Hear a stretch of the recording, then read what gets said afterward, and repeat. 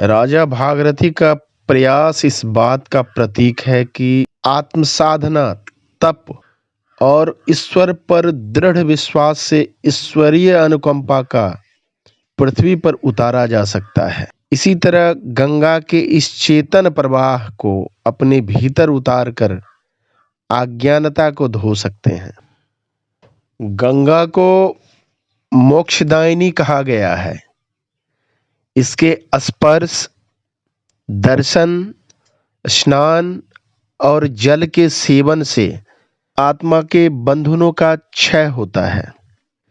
इस दिन किया गया स्नान और पूजा भव बंधन से मुक्ति दिलाने वाला होता है। गंगा विष्णु के चरण कमलों से प्रकट होकर शिव की जटाओं में समाहित हुई, इसलिए इस दिन विष्णु और शिव की दोनों की कृपा प्राप्त होती है, जो भक्ति और ज्ञान दोनों की पूर्णता है। इस दिन किया गया भजन कीर्तन चेतना को जागृत करता है। दशहरा का शाब्दिक अर्थ दस का मतलब 10 और हरा का मतलब हरने वाला।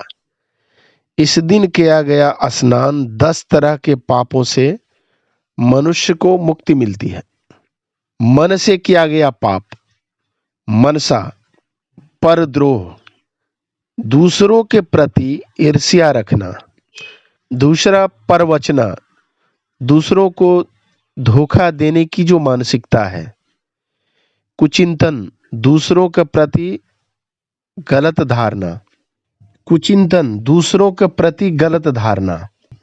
वाणी अर्थात वाचा से किए गए पाप। कुचिंतन, दूसरों के प्रति गलत धारणा।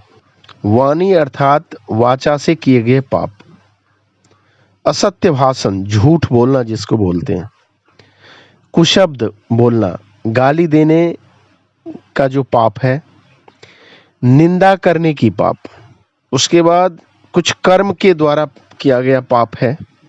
हिंसा, किसी को मारना पीटना।